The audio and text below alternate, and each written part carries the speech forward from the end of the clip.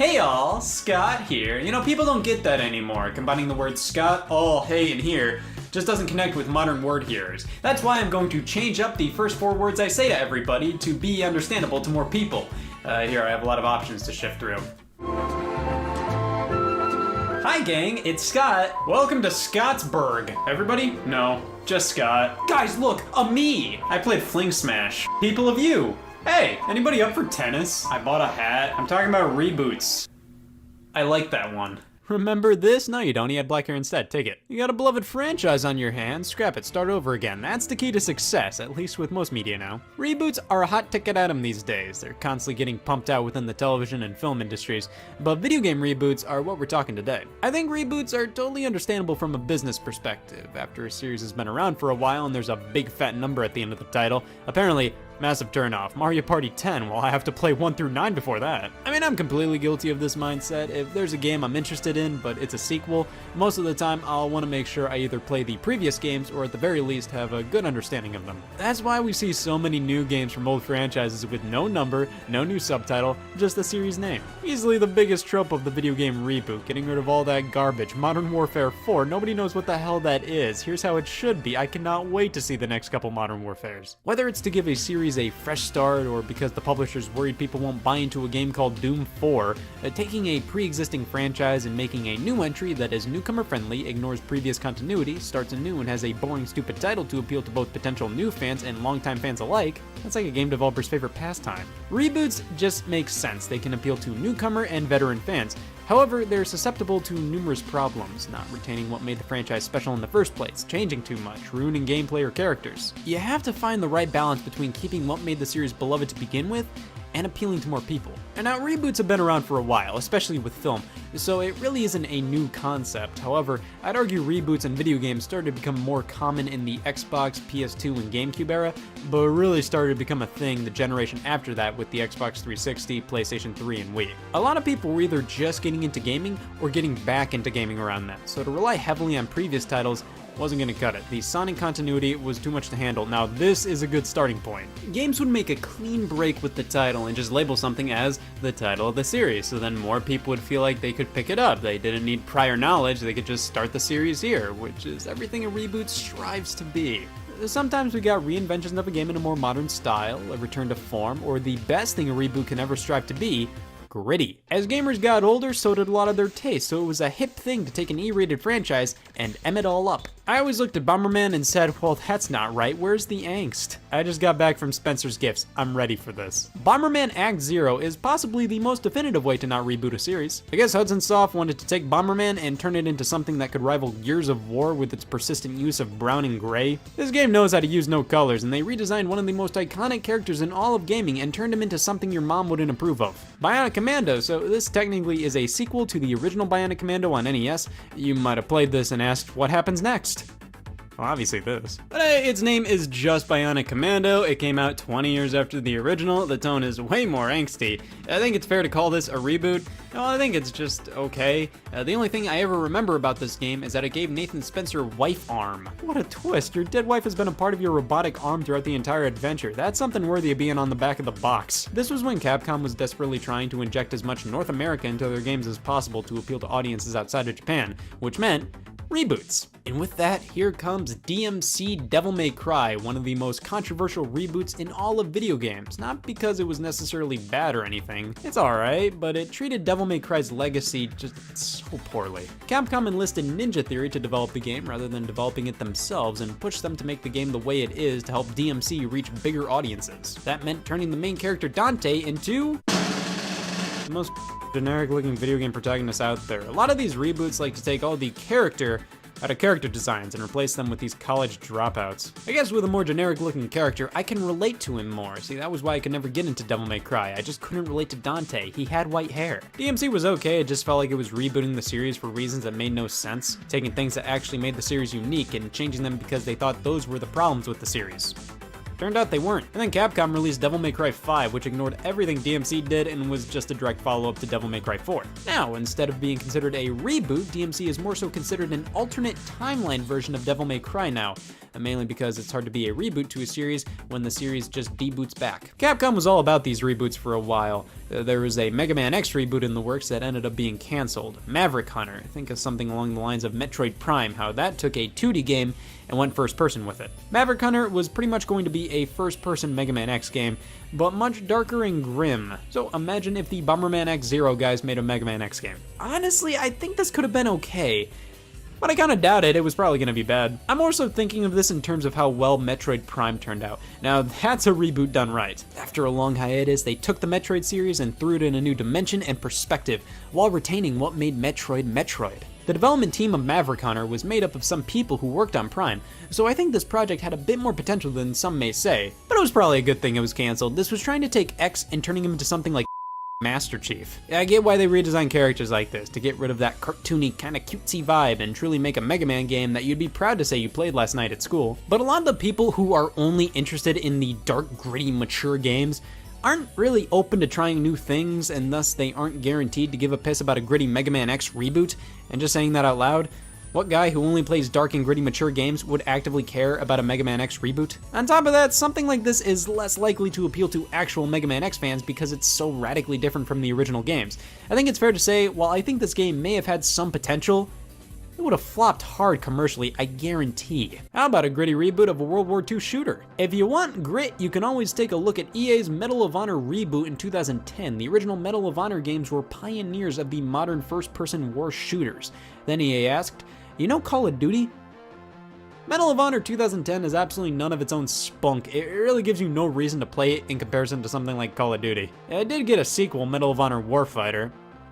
That subtitle can be used with almost any FPS. Of course, there are reboots that have no business existing. You know who needed a completely new origin story? Spyro the Dragon. The kids wouldn't understand any of this. He needs a head. However, reboots can be good, I swear. God of War PS4 is one of the most radical reboots out there. It took a hack and slash franchise with a fixed camera and made a game that defied all the odds and was not that. This is a weird reboot the more I think about it. So Kratos is still the main character, but God of War PS4 switches from the Greek mythology of the original series to Norse mythology, but apparently this is still the same Kratos. He just decided to change mythologies on us. I mean, sure. The reboot, however, is much more of a cinematic story-focused adventure game compared to the original titles. It's like most of the other first-party PlayStation games. While God of War PS4 still retains hack-and-slash elements, they're definitely toned down to make way for a much more character-driven story. I can appreciate that, and I think the characters pop much more with its changing gameplay. It's just this feels so similar to a lot of the other games Sony Studios are making that I can't help but think the original style was more unique in comparison. This felt much more like a game called God of War. So whatever, I still like playing this more than God of War 3. Wolfenstein has been through so many reboots now, I don't know which of these is real. One of the most influential series ever when it comes to first-person shooters. Well, the first major reboot was Return to Castle Wolfenstein in 2001, followed up by Wolfenstein from 2009, and then rounding things out with Wolfenstein The New Order in 2015. Return to Castle Wolfenstein was pretty great at the time, and Wolfenstein The New Order and the games that followed it are definitive modern Wolfenstein games in my opinion. I think these are fantastic modern representations of the series. And something happened in 2009. Remember my opinion of Medal of Honor 2010? That kinda stays true with Wolfenstein 2009. This is such a nothing game. There's nothing that fun or remarkable about it. The Nazis did do some crazy stuff with gravity though. Carried some unusual munitions that canceled gravity when it detonated. Nope, Hitler. Guys, I finally started up Kid Icarus Uprising, and that means, yep, I finally lost use of my right hand. Kid Icarus was an NES title, which later got a sequel on the Game Boy, but that was it. And with Pit's inclusion in Super Smash Bros. Brawl, people started to question why this series never made it past the Game Boy. It seemed to have just as much potential as all the other series that started up around then. But then finally, Smash Bros. Director Masahiro Sakurai put his foot down and made a new Kid Icarus game himself that played nothing like a Kid Icarus game. It's fair to call Uprising a reboot because it basically treats itself as a brand new franchise rather than the third game in the series. Sure, there are characters and enemies and some plot lines from the first two games, but by and large, this was a completely new take on Kid Icarus, and it was one of the most thrilling arthritic experiences of my life. It's a good game I hate. It's held back by its annoying control scheme, but other than that, it's a great time. But that reminds me of a type of reboot that has a special place in my heart. The full-blown retro revivals, bringing back a retro game series in all of its old school glory. This was a huge trend that started in the 360 days. With the aid of digital distribution with Xbox Live Arcade, PlayStation Network, and WiiWare, it became totally viable to produce new games and old school franchises. You could whip them together on the cheap, charge them bucks for them, and throw them online. These were reboots in the sense that they went back to what people loved about these games originally and got rid of the extra junk added to later games. I'm just really fond of these types of games because they bring me back to the glory of Xbox Live Arcade. I miss this so much. Back when companies could just squeak out a remake of the original Bionic Commando, no wife arm included, Mega Man 9 and 10, Double Dragon Neon, Hydro Thunder Hurricane, Rocket Knight for like 10 to 15 bucks. There were so many revivals of classic games and it just brings me back to a much simpler time, when stuff like this was just far more common to get thrown online for a couple of bucks. Now, I mean, something like Bomberman R, yeah, if that released in 2008, it would be like 15 bucks max on Xbox Live Arcade. And now, you see, that's a little thing us people who are talking about reboots right now call bull. My favorites were always the Pac-Man Championship Edition games. These were definitely the reboot back to basics Pac-Man games after they experimented with 3D platformers for a while. God, dude, I wish these games counted towards caloric intake. I want to stuff my face with these things. They bring back the standard maze format for Pac-Man, but they bring all this modern spectacle to it all, alongside gameplay mechanics that wouldn't be possible in the 80s. However, these retro revivals didn't just start happening during this era. They've been the norm since, I'd say, the mid-90s, when they tried to take old school gaming icons and rebrand them for a new age. Space Raiders, a reboot of Space Invaders. Yeah, this is one of the most forgotten games in the GameCube and PS2 libraries. Finally, a Space Invaders the kids can get behind. They didn't think a Space Invaders game could have partial nudity. Thankfully, since then, they found much more appropriate ways to leverage the Space Invaders brand, but Space Raiders will always live on in my heart until I forget about it for a few years, i.e. in about 3 minutes.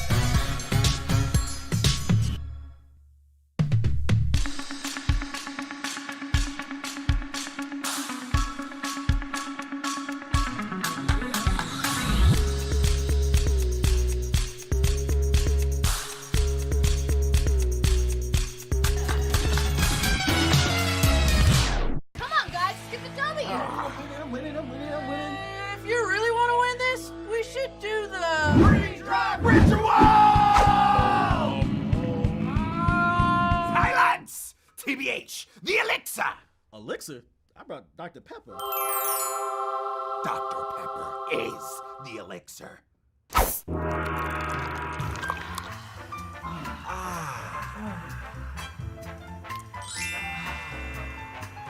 She moved to New York to follow a dream. Welcome to the Empire State.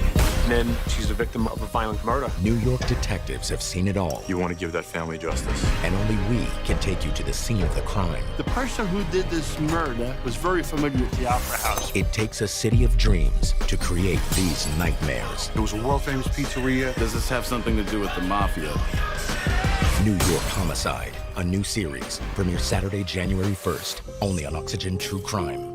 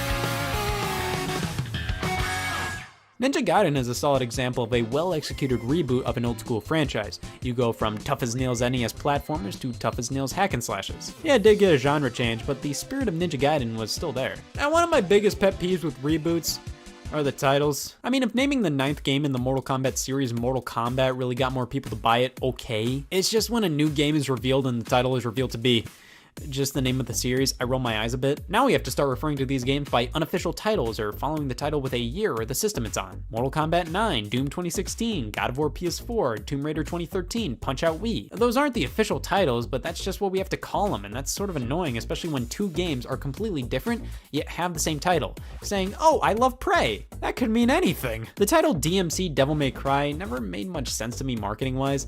Like, DMC is kind of more of an abbreviation fans use to talk about the Devil May Cry games, so just calling the game DMC doesn't make much sense if they were looking to have this appeal to more people. I feel like it would have done better if they just straight up called it Devil May Cry. I adore Tomb Raider 2013, but the title being full out Tomb Raider doesn't feel the most fitting to me.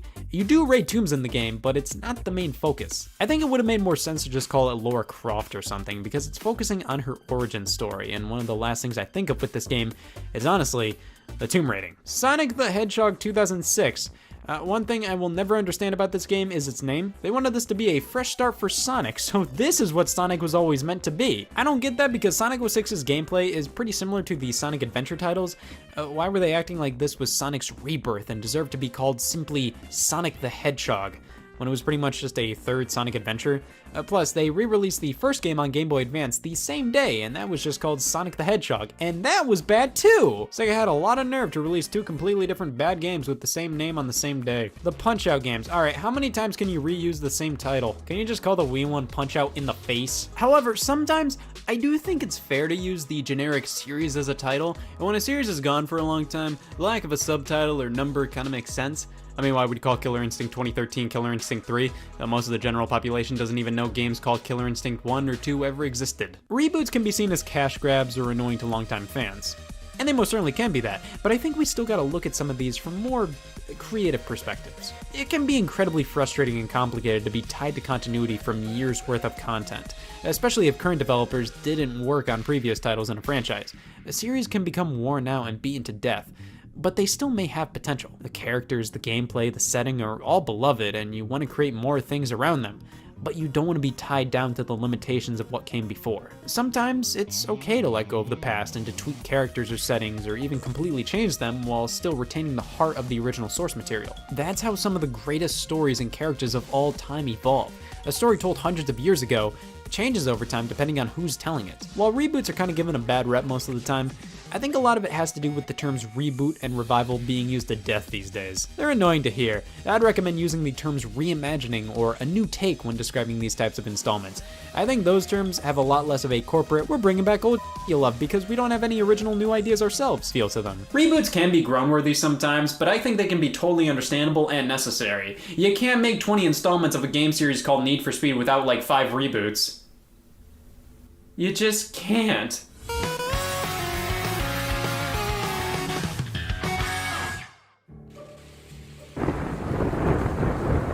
Hey y'all, Scott here, quick. What's the first thing you think of when you think mysterious? Mysteries, right. There are so many questions in life that are left unanswered, like what's the point, why bother, and who cares? That's why I'm scouring the closet for answers to gaming's greatest mysteries, like, didn't Luigi say in Mario Golf? Alright, we have the answer to why the Xbox One cases are the way they are, and oh hey, check this out, it's my first fan art of Madden.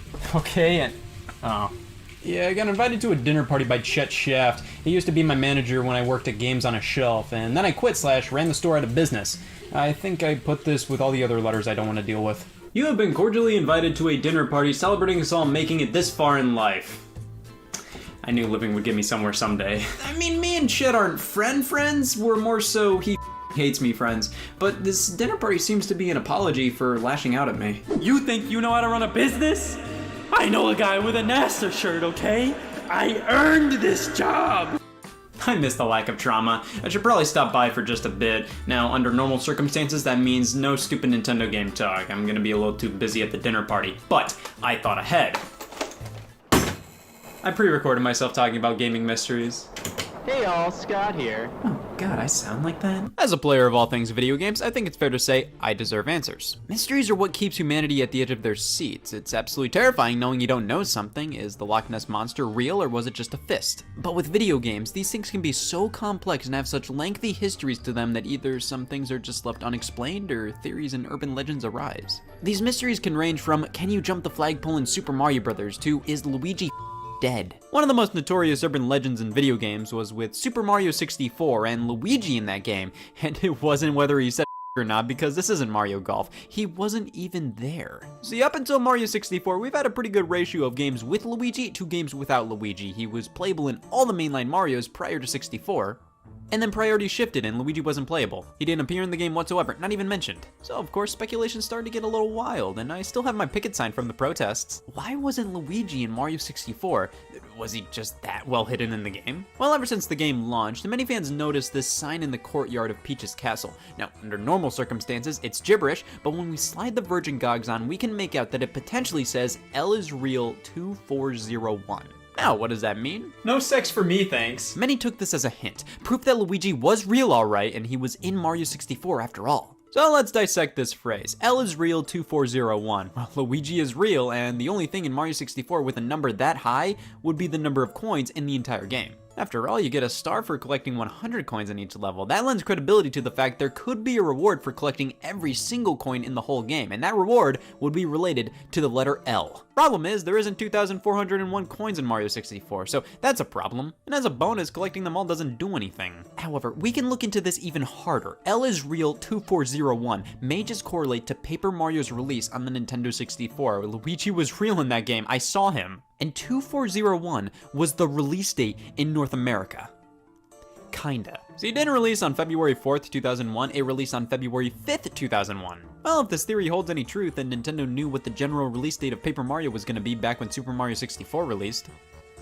That terrifies me. Why were they planning that far ahead? What were their goals? So why is L real 2401? I have no idea, and frankly, this blank is so blurry that you can come up with various other phrases it may look like. It's one of those things where since a lot of people were told it reads L is real 2401, that's what a lot of people see.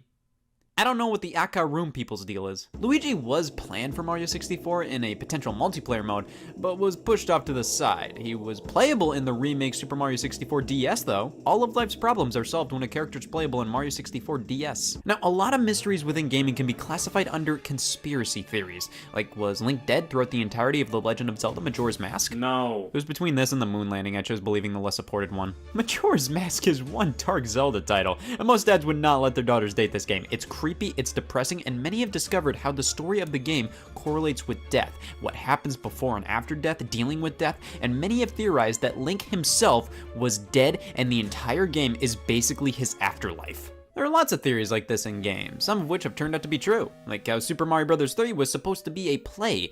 You see how it opens up with a curtain rising, various platforms cast a shadow and have bolts on them like they were constructed as part of a set. Whenever a level ends, it's almost as if Mario was running off stage. This was a fan theory for the longest time until it was actually confirmed by Shigeru Miyamoto. Now, if this was an actual play I could sit down and watch. Who wrote this?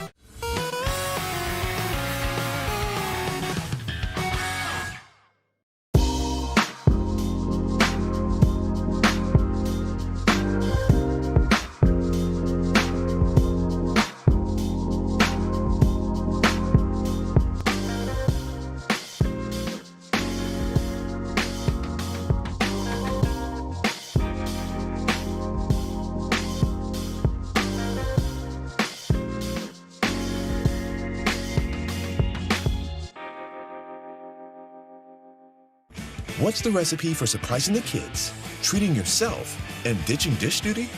You're looking at it. Order your Pizza Hut faves like original pan, original stuffed crust, and more at pizzahut.com. No one out-pizzas the Hut. Wait a minute.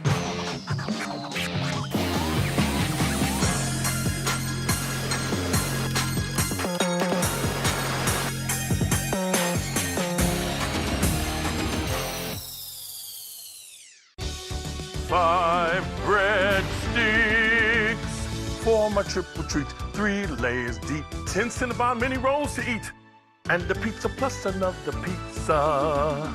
The triple treat box, only from Pizza Hut. Hi, thanks for joining the Payne Motors quarterly earnings call.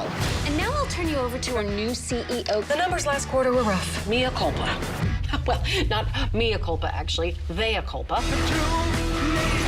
Let's sell the crap out of this car. It looks like the car was assembled by a spider on LSD who also had bad taste. It tested well. American Auto premieres January 4th on NBC, and watch 2 episodes now on Peacock.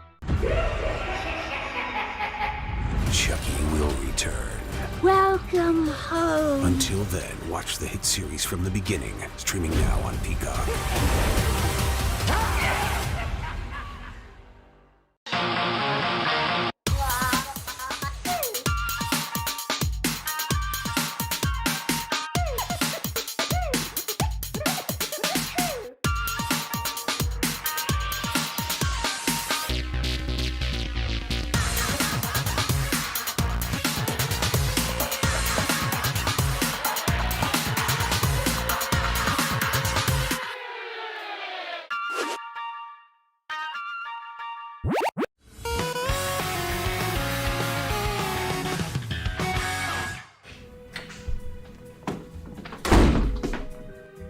Oh, hey y'all, Scott Wozniak, dinner partier here. Jeb, vegan. Terry Lessler, veganer. Officer Steelwool, justice supporter. Rex Mose, school dance chaperone and historian. Wendy's employee. Oh, so how do you all know Chet? He was a former vegan, and he bought milk. That son of a bitch! I pulled him over for money laundering. I'm chaperoning his dinner party. He stole a Baconator. That son of a bitch! I tanked the story managed and he convinced me to quit one of the only jobs I ever had. Now I'm living off of unemployment checks in fear. Hi, Chet Shaft, former Games on a Shelf manager, current doer of all things nothing. Welcome to the Shaft Family Estate's first annual dinner party, my largest priority at the moment. Due to some prior obligations, I can't be there with you tonight, but please feel free to help yourself to an old Shaft family recipe. This is Jimmy John's. But then we go from theories to just the unexplained. Parts of games that were just never understood and remained elusive for so long. In GoldenEye 007, on the very first level, players noticed a building in the distance. You can just barely see it, and rumors floated around about being able to grab a boat and make your way over there, potentially getting some rewards. But no, this area is more or less placed there for show. While the developer's original intent was exactly what fans speculated, it was scrapped and just kept there as a scene setter. If that island didn't exist, the immersion would crumble. Everybody has their happy place. They wouldn't make the t-shirts if that wasn't the case, and mine is Shiverburn Galaxy and Super Mario Galaxy 2. Such a fun level. There's fire and ice. Can't ask for much more than this. Sometimes I like to hit up to go into first-person view and look up at the mountains. Everybody has their happy place, and mine is Fleet Glide Galaxy and Super Mario Galaxy 2. These ominous figures appear in Shiverburn Galaxy if you look up in first person. 3 beings just looking at you throughout the entire level. It doesn't matter where you are, as long as you can look up at the mountains, they'll be there watching you. Now in Super Mario 3D Land, at the end of World 4-4, if you wait around, someone or something will fade in and fade out. Shiverburn Galaxy, I can sort of see these guys as a weird little thing accidentally getting thrown into the game. You know, they're ink blot tests. In 3D Land, this was a completely deliberate addition where one of the developers said, I want to make some kids themselves. The Shaft family would like to express their gratitude to all attendees of the dinner party tonight. Terry Lessler and Jet, thank you for your strong acts of veganism. Carrots wouldn't be the same without you. Rick Mose, without you, I wouldn't be an alcoholic. It's Rex! Officer Steel Wool, thank you for your years of service. Wendy's employee, thank you for your years of service. And Scott, without you, I wouldn't have lost my job at Games on a Shelf. Thank you, everybody. Please help yourself to a complimentary table knife and dig in.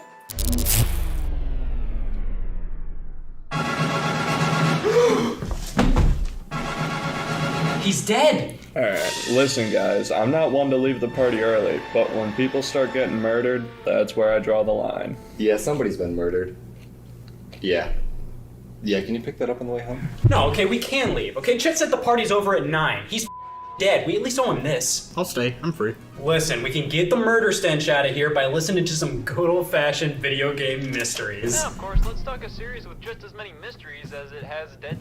Somebody died! Grand Theft Auto San Andreas has a little bit of something for everybody. Gunplay, driving, not Bigfoot. The existence of Bigfoot in San Andreas has always been a huge rumor. Apparently within the forest, you could find Bigfoot lurking around. This is also a game where ghost cars can chase after you. A developer on the game stated that Bigfoot was in there at one point, but he was told to take it out for the final release. However, there's supposedly a 10% chance of seeing Bigfoot. There's also no Bigfoot model in the game's code, so I don't know about this one. Alright, so we all hated Chet, right? Yeah. He's a born-again carnivore, he's led many to unemployment, he's money laundered, he's wronged all of us. Who's to say one of us isn't the killer? That's right. If we can't leave, we might as well find out who viciously murdered Chet. Oh, I love puzzles. Guys, listen, one of us may be a murderer, but we're all human at the end of the day. Let's just listen to some gaming mysteries about Luigi and call it a night. Wasn't that the guy who said Mario Golf? Luigi's Mansion. Scary, right? It's my go-to box art to piss myself to. Well, there are a few parts of the game that have some sinister and chilling implications. Like, that is what you call a dead baby. But there was one part in the third area of the game. After a bolt of lightning strikes, we can see Luigi's shadow is hanging in the air, implying that Luigi is hanging himself. Now, was this an intentionally chilling addition to the game, or was it a glitch due to the game's camera being at an angle it's not usually used to, which accidentally pushed Luigi's shadow up higher than usual? Huh. This is great. It's like a murder mystery with the murder and the mystery. You're taking this pretty well, man. Who's to say you're not the killer? You're acting pretty carefree right now for someone whose life's at stake. It's a murder, not a tax audit. We'll be fine. Well, what about the Wendy's employee? Nobody ever suspects the Wendy's employee. Well, what about Steel Wool? He has a gun. Jim has a knife. Yeah, for fun, not for murder. Guys, deep down, we can all be a murderer if we want. So let's just get down to the bottom of this. By a show of hands, who here murdered Chet? Damn it. Some mysteries aren't too sinister and were just unknown aspects of games, like jumping the flagpole in Super Mario Bros. I mean, when I played this game, I would sometimes think, I'm gonna do it. And guess what? I've never been able to live that down. This game is engineered to make it hard to jump over the flagpole. I mean, it makes sense. What does anybody gain from that? Now, a famous level where you can do that is 3-3. With these platforms, it's more than possible to waste an afternoon. But the one people were always wondering about was World 1-1, the very first level. Is it possible? Yes, it is. You, Nintendo. It's all due to a glitch here. We gotta stand on this block here and wait for the Koopa Troopa to fall down the hole. Jumping up here at the right moment will hit him. Then he'll come back and we have to follow him to the end of the level while grabbing a mushroom. Then we jump at the right moment to jump off of him to get over the flagpole. There are lots of glitches that have their own mystery behind them, like with Pokemon Red and Blue with the Pokemon Missing No, which stands for missing number. It's a glitch where the game basically has no idea what Pokemon should appear, but it's kind of taken on a life of its own. People refer to Missing No as if it's an actual Pokemon when it's just a jumble of code. Super Smash Bros. Melee's Daisy trophy has a third eye on the back of her head. I mean, I wasn't expecting that, but I'm not surprised. Listen, maybe the murderer isn't one of us. Maybe the murderer's hiding somewhere in the building. We should split up into groups. That way, we can't all get murdered. I like it. Feeling lucky tonight. Okay, so if any of you die, you have to tell me, okay? Wait, look! It looks like whoever the killer is had dark hair. Oh, good, that narrowed it down a bit. Final Fantasy VII features the death of Aerith. However, many rumors floated around about being able to stop that from happening and keep her in your party. You cannot. A lot of these mysteries are formed by what fans want to see, or what the game says and just never elaborates on. Street Fighter 2, Ryu says the infamous phrase, "You must defeat Shenlong to stand a chance." Now, I'm sure the localization team at the time said, "Oh yeah, people will like this. It really makes Ryu seem determined to win." When in reality, everybody said, "Who the f*** is Shenlong?" It was a mistranslation of Ryu stating, "If you cannot overcome the Shoryuken, you cannot win." There was a lot of mystery surrounding who Shenlong was for the longest time, with the magazine EGM just refusing to put out the flames. They were well known for their April Fool's hoaxes, and one of them happened to be details on how to find Shenlong and some background to the character. Capcom themselves have joked about the character, fake announcing him for Street Fighter 4, and similarly, the original Mortal Kombat featured some extra code, Ermax, and many thought Ermac was a secret character. They added him eventually. Alrighty, so now that we're all alone, we're all friends here. Who the are you? We're just gonna cut to the chase. Were you the murderer? The only thing I kill is not abstinence. So it's possible you killed him. That's impossible. I hate murder. So do I, but you don't see me bragging about it. You know, that's it. I've had it. Good luck not murdering people. Murderers.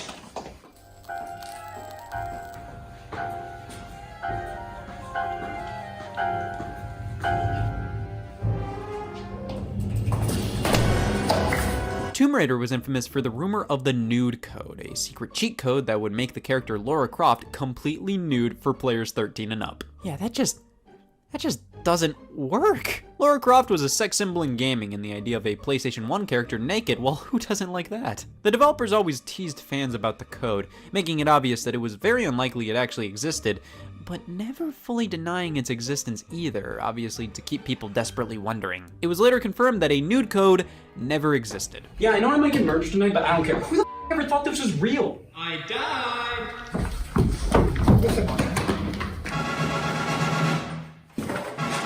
Lung cancer. The murderer not only killed Shed, but peer pressured Jevin to death. He was like that when I got here. Sonic CD features a sound test option after inputting a code. When we're at the sound test, we can listen to all the sounds and music in the game, and if we select these specific options and hit start, I just wanted to listen to music. This screen is infamous and incredibly bizarre. We have 24 Sonics with a human face. Somebody wanted this. Now, of course, with the mustache, it's obvious this is supposed to be Sonic fused with Mario. The Japanese text translates to "Fun is Infinite, Sega Enterprises, image by Majin." Now, Majin apparently means the devil. I knew something was up with this game. In actuality, Majin refers to Masato Nishimura, as Majin was his childhood nickname. So it's fine. The screen is fine. I mean, it's not like the screen is gonna kill me at a dinner party or anything, so it's fine. It's a common saying. The Legend of Zelda: A Link to the Past's biggest mystery for many people was the existence of the Chris Houlihan room, a room named after the winner of a Nintendo Power contest. You can get to it in a few different ways, and it's just filled with rupees. Yeah, that's cool or whatever. I want to see him in Smash Brothers as much as the next guy, but what about a secret that's not only in a Zelda game, but numerous other Nintendo games as well? Totaka's Song is a little ditty normally hidden in games composed by Kazumi Totaka. Luigi's Mansion, Mario Paint, Link's Awakening, Yoshi's Story, Mario Land 2, it's hidden in so many games. But there are a few games Totaka has worked on where it still hasn't been found. Many have thought the sound of the tennis ball hitting the racket in Wii Sports was Totaka's Song. If you play each hit together, it may sound like it, but that may be due to your brain telling you to think it's playing Totaka's Song. Weirdly enough, a game he straight up directed Wii Music apparently doesn't have Totaka's Song in there at all. I mean, it may be hiding in there, but I think we know everything Wii Music ever had to say. It has nothing to hide. Pretty cool, right? Terry's dead. Great. Now there's only 4 people listening. Now there's only one thing more addictive than reading actual mysteries about video games.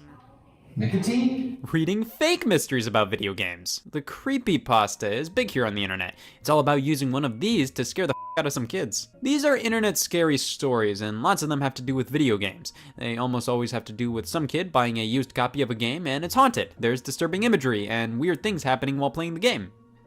What the hell are these ghost priorities? Alright, we should just call the police already. We should just draw from a hat, figure out who's the murderer. Yeah, I'm getting real tired of trying to figure out who the murderer is. If somebody just wants to step up and be the murderer so we can all go home, I'm all for it. Alright, Scott, Steel Wolf.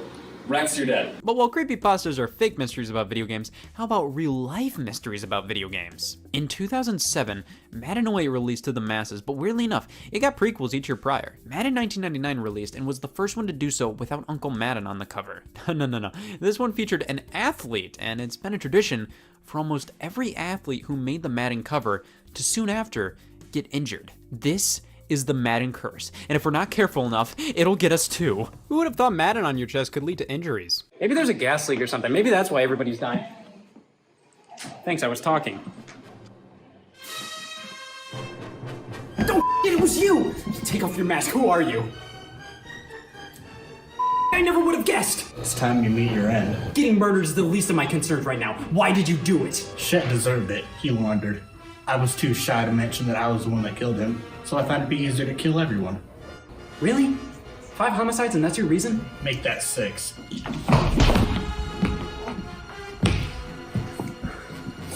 You ever hear of the Madden curse? Oh, my foot! I did it. I solved the mystery.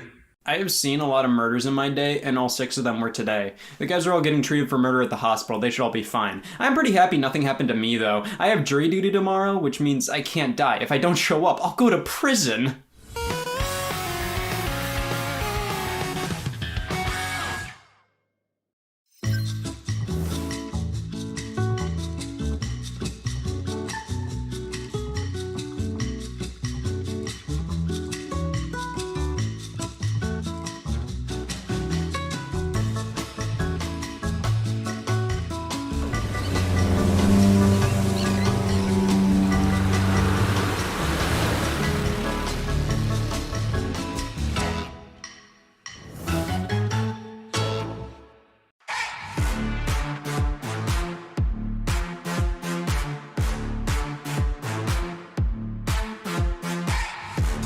At SteelSeries, we make the headsets, mice, and keyboards that the world's best gamers win the most with. And we've been doing it since way back.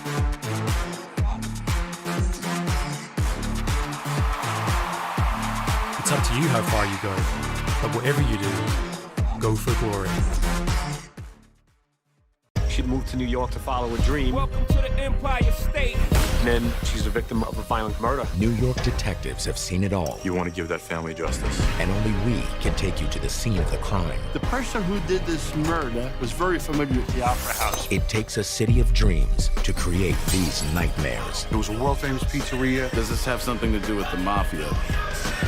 New York Homicide, a new series, premieres Saturday, January 1st, only on Oxygen True Crime. These are the employees' cars. You can do whatever you want to something if it's on your property.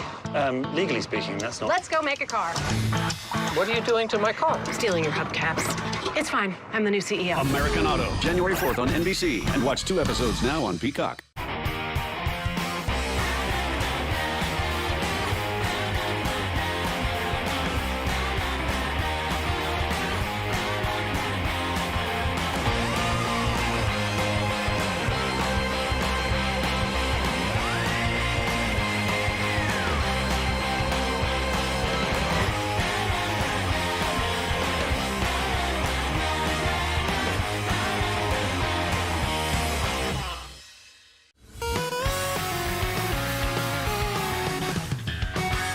Hey y'all, Scott here. Oh, don't worry, this one's my primary Wii U, and these are my Wii U's in case I get lasagna on this one. Who doesn't love having like all the consoles in the world? You can play any game you like, they all have different sized power adapters and video cables, and they're all huge and take up so much room, and what is this, an electric bill? There's a virgin tax? Should probably unplug one of these. I hate how video games or products we're just expected to either throw away or keep everything we'd ever need to use them. Like, the only way you can play Deadman's Quest is to buy the PlayStation 3 hardware plus a PlayStation Move controller. That's up. Why can't I play these old games on the box I already have? Instead, I have to keep a GameCube on standby. But the thing is, some game consoles have us covered, and it's one of the most beautiful things I've ever seen, and I've seen 4 Wii U's plugged in at once. Backwards compatibility is something everybody wants, but nobody will use. Having your new game console be able to play your old collection of games is wildly convenient. I mean, that means out of the box, it has a vast library of existing titles. And not only that, but it's easier to warrant buying a new console and selling your old one. You can still play your old games, plus new ones as well. Yup, backwards compatibility sure is great, which is why God doesn't want us to have it. Backwards compatibility is something the video game industry thinks they want to do, and then they take it away and bring it back, give up, try again. It's not a standard. Some console generations have nothing but backwards compatible consoles, and then the next era comes along and they wipe our memories. Playing PlayStation 1 games on a PlayStation 4? Bull. That can't happen. I'm a man of science, not of God. Nobody wants to be told all these things they bought over the years are obsolete and can't be used anymore. One of the biggest movements I was a part of was when Apple changed iPhone plugs. So to get a new console where none of my old stuff works on it, that stings. I can't be alone with wanting just one box to play all games underneath my TV. I love the different consoles, the different designs, the characteristics of each device, but having all of my games playable through one HDMI cord is all I ever want. Some people might say, Scott, just buy a PC and get into PC gaming. Yeah, sure, when I learn the error of my ways. It's just so annoying that you have this one console that tries to be the all-in-one experience of bringing together the entire lineage of a company's library of games for previous consoles, to just have their next console throw it all away. In some cases, it makes total sense. The Nintendo Switch doesn't play Wii U discs. If it did, that would be horrifying. But many times, it just kind of feels like either a really stupid oversight, a lack of respect for history, or an excuse to resell old games. And the cries for backwards compatibility have been around for a while. Atari released the Atari 2600 and followed it up with the Atari 5200, an upgraded console that was bigger in every way and couldn't play your old 2600 games. Yes, buy this newer console in 1982 that has fewer games than your current one, and the games it does have are just updated versions of the games you already own. It may have better graphics, but why were you buying Atari for graphics? It was 1982, the word graphics wasn't invented yet. It was especially pathetic that Atari's new console couldn't play old Atari games when the competition was releasing adapters that allowed you to play old Atari games on their machines. Legal? Not really, but it wasn't strictly illegal. That's a bonus. This was the peach fuzz era of game consoles. Nobody knew where things lied legally, so the ColecoVision and Intellivision both had adapters you could buy that played most Atari 2600 games. Well, Atari couldn't just look pathetic. They were Atari! So they released their own adapter for the Atari 5200 that played Atari 2600 games, and it only worked with certain models of the 5200. Imagine if this banana was the Atari 5200. Sure, using cartridge adapters was a way to get backwards compatibility, but it's just clunky. You wish you could just plug every cartridge into the same slot. Having an adapter on standby isn't that much more convenient than just keeping the old console. Well, Atari fixed quite a bit with their next system, the Atari 7800, basically what the 5200 should have been all along. It wasn't backwards compatible with the 5200, but was backwards compatible with the 2600. So now you can play all your Atari 2600 games in 1986. God. The 7800 credit, it was the first console with backwards compatibility built in without needing cartridge adapters, but by the time it came out, who cared? The problem with doing backwards compatibility this way meant the cartridges for your new system had to be shaped exactly like the old ones, or else you'd have to make 2 different cartridge slots. And that would just simply drive up costs, because you see, backwards compatibility may not be included with many consoles due to how much it would take to cram an old console into this new console. So that's why back in the day, many companies opted for the adapter route, like Sega. The Sega Master System happened, we just have to accept it. And when Sega started work on their next console, the Sega Genesis, did they really want to include a Master System cartridge and card slot on this new system? I mean, that would be nice, but the Master System wasn't the biggest success. Hearing that the Genesis could play the existing Master System library, I would be thrilled if I knew what that meant. So Sega decided to release an adapter instead, the Power Base Converter. Plug this into the cartridge slot and we can actually play the majority of the Master System library on the Genesis. So what, like 4 games? Weirdly enough, the Genesis has all the hardware to play Master System games baked inside, it just doesn't have the cartridge and card slots. This only truly works with the Genesis Model 1, though with some finagling you can get it to work on the Model 2, and over in Europe a redesigned converter was released that works with this model, and then the Model 3 is only compatible with,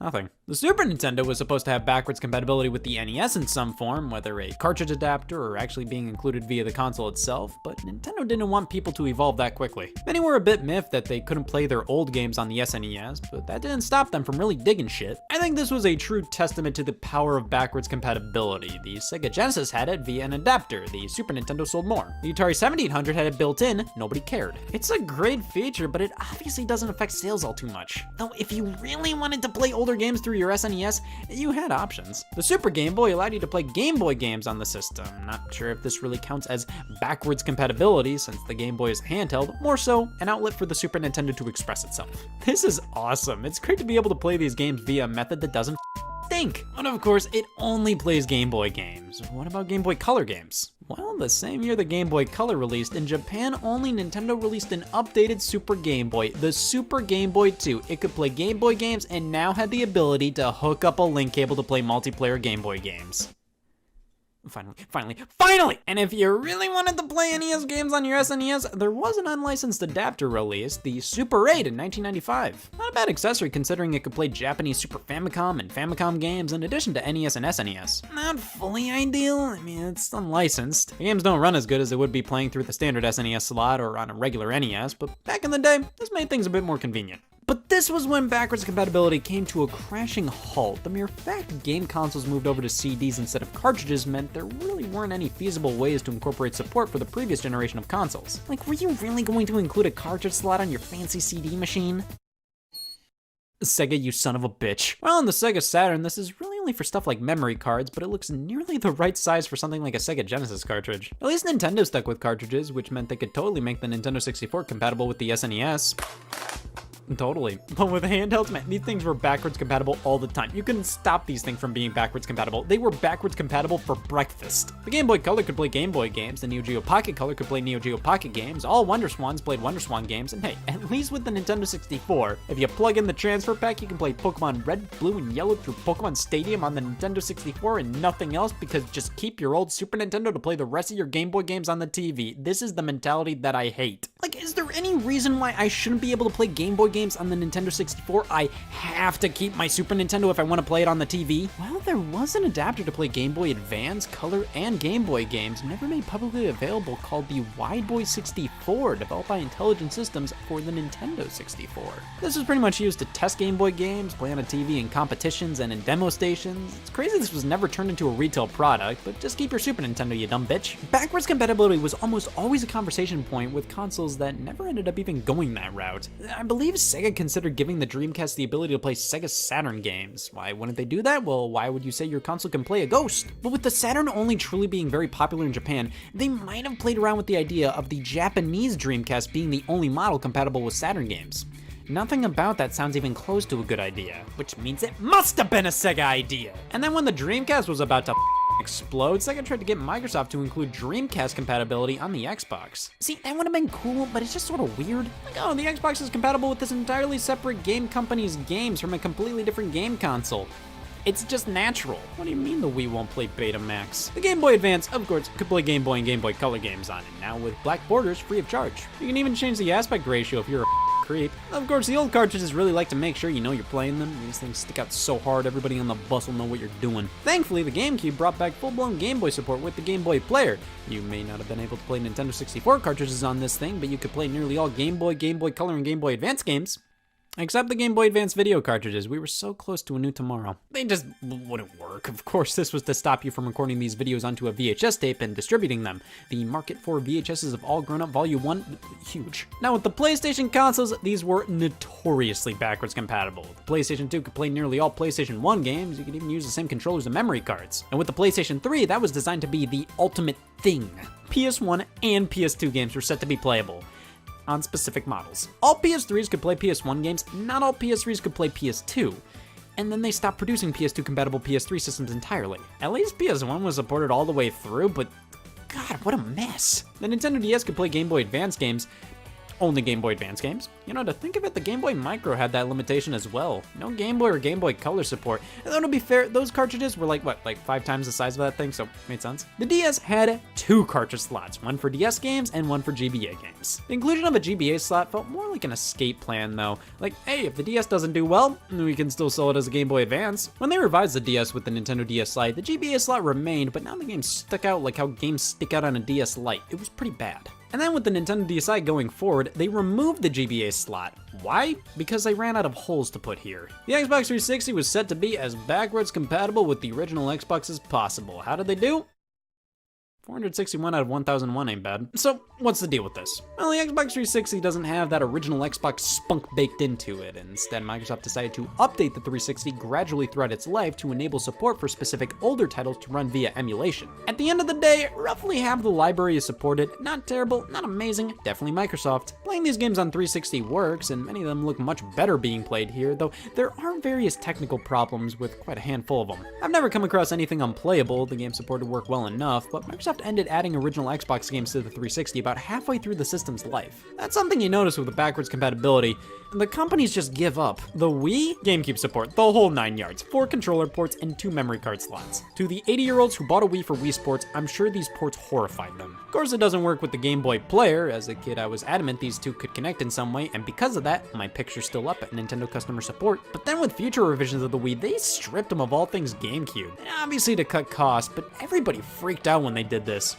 Even though the people freaking out already owned a Wii with GameCube support at this point. At least the Wii U always had support for Wii games, though its method of doing so was pretty clunky. You'd have to enter Wii mode to play Wii games. The system basically turned off and back on again, and bam, it's a Wii now. I mean, it works, and Wii games look really good running on a Wii U, but it is just unbelievably clunky to have to go into a completely separate mode of the system to play Wii games. Like, sure, that means most games will have full compatibility if you have the whole Wii menu set up and whatnot, but it's just weird. Like, oh man, can I access the Wii U system settings through here? No, you're in Wii mode now.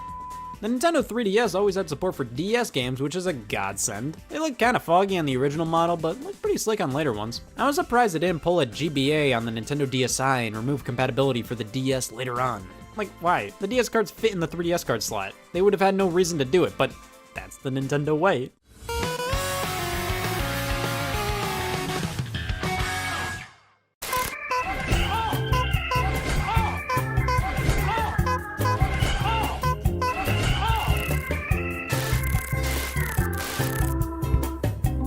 See you soon.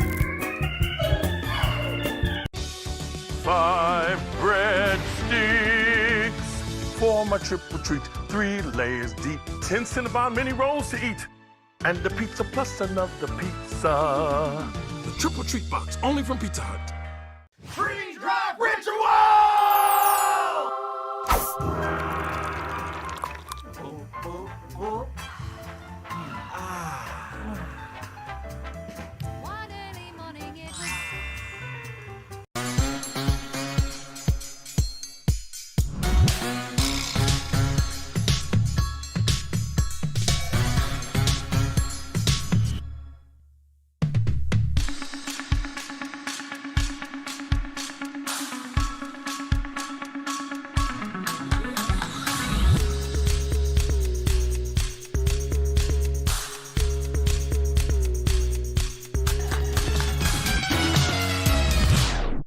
What's the recipe for surprising the kids, treating yourself, and ditching dish duty?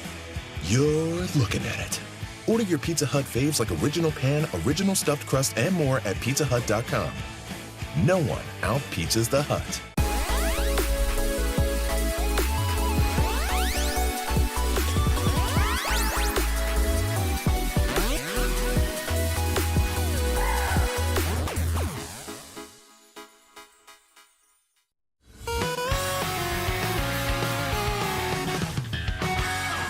But see, with the PlayStation 4 and Xbox One, backwards compatibility was no more. It was announced pretty early on they wanted to shift over to a completely new architecture, and thus it would be incredibly costly to build in compatibility like that into these consoles. So like, I get it. It takes a lot of research and development to ensure all these old games work perfectly on the new system. Plus with the PS3, that was Funk City. It's incredibly hard to play PS3 games on anything but a PS3. So it made sense Sony didn't make that a priority. Because when backwards compatibility is offered, barely anybody takes advantage of it. People go, sweet, and then proceed to just play new games from there on out. It's a great selling point on the back of the box. Like I said, it's nice knowing all your old works on all your new, but it doesn't mean that much more than that to most people. But since the PS4 couldn't play any older games, the lack of backwards compatibility meant re-releases. They could repackage PS3 games on PS4 and make so much more money. I don't think that was the core reason why they didn't try to do backwards compatibility, but it probably persuaded them to not do it that much more.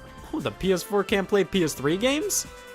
Oops. I like re-releases because they give companies an excuse to put together the definitive release of a title with all the DLC and the best graphics and the stupidest box art. It was just funny to me how some of these were called remastered editions when the original release came out like yesterday. The Last of Us remastered a year after it came out, but somehow the Xbox actually did something right. In 2015, it was announced the Xbox One was actually becoming backwards compatible with Xbox 360 after all, and in 2017, the original Xbox was added to the fray. The way they did it was somewhat similar to the Xbox 360's backwards compatibility. Over time, certain older games were added to the support list, but this time, they were ensuring each and every one was as optimized for the Xbox One as possible. Many backwards compatible games look and run so much better on Xbox One than they ever did on 360 or the original Xbox. The main issue here is, again, not all titles are supported, especially with the original Xbox. You can use the original discs, but that just unlocks a downloadable version of the game. Nothing's playing off the disc here. So that means you have to download this game to your hard drive, more space is being used up on your console. However, it's great to have backwards compatibility at all, even if it's just a bit limited.